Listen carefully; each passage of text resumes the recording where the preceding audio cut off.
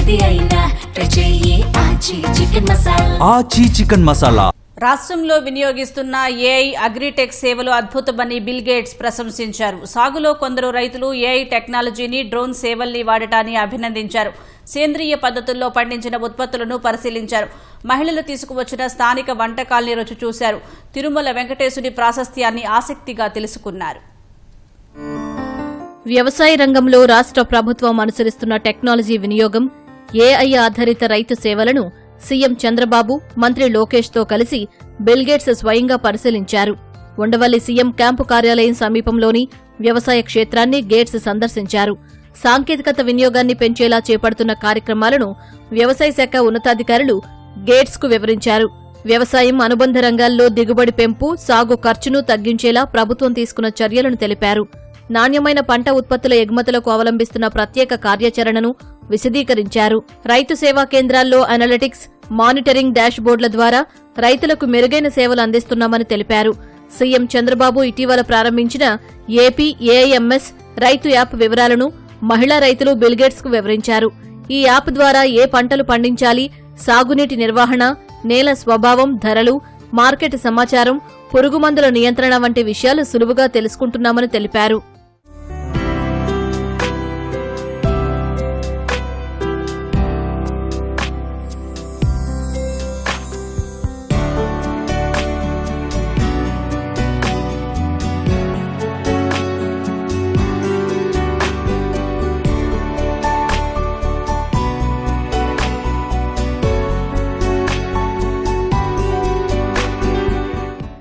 AI వినియోగంతో పంట తెగుళ్ల గుర్తింపు సహా నివారణకు తీసుకోవాల్సిన చర్యలు, డ్రోన్ల ద్వారా పురుగుమందులు వినియోగిస్తున్న విధానాన్ని రైతులు బిల్ గేట్స్ కు వివరించారు.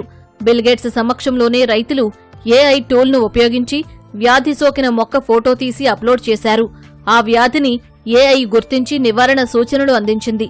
అనంతరం డ్రోన్ సేవను బుక్ చేయగా మొక్కకు వ్యాధి వ్యాపించిన చోట అది మందును పిచికారీ చేసింది. ఈ ప్రక్రియను స్వయంగా చూసిన బిల్ గేట్స్ రైతులకు ఏఐ అగ్రిటెక్ సేవలను అత్యద్భుతంగా అందిస్తున్నారంటూ రాష్ట్ర ప్రభుత్వాన్ని ప్రశంసించారు. అనంతరం స్థానిక రైతులతో బిల్ గేట్స్ ముఖాముఖి మాట్లాడారు.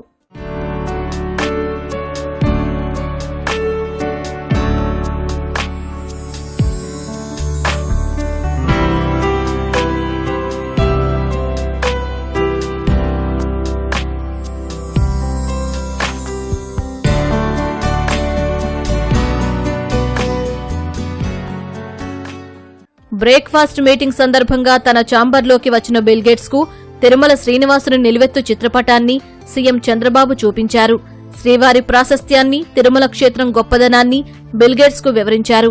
ఉండవల్లిలోని సీఎం క్యాంపు కార్యాలయంలో పర్యటన ముగిశాక విజయవాడలోని చెన్నుపాటి రామకోటయ్య మున్సిపల్ ఇండోర్ స్టేడియానికి వెళ్లిన బిల్ గేట్స్ అక్కడ కాసేపు బ్యాడ్మింటన్ ఆడారు. తర్వాత విజయవాడ విమానాశ్రయానికి వెళ్లి ఢిల్లీ బయలుదేరారు. దాదాపు 5 గంటల పాటు బిల్ గేట్స్ ఏపీ పర్యటన సాగింది. పొగమంచు కారణంగా గేట్స్ విమానం ల్యాండింగ్లో స్వల్ప ఆలస్యం జరిగినప్పటికీ అడుగడుగునా ఆత్మీయ స్వాగతం లభించింది.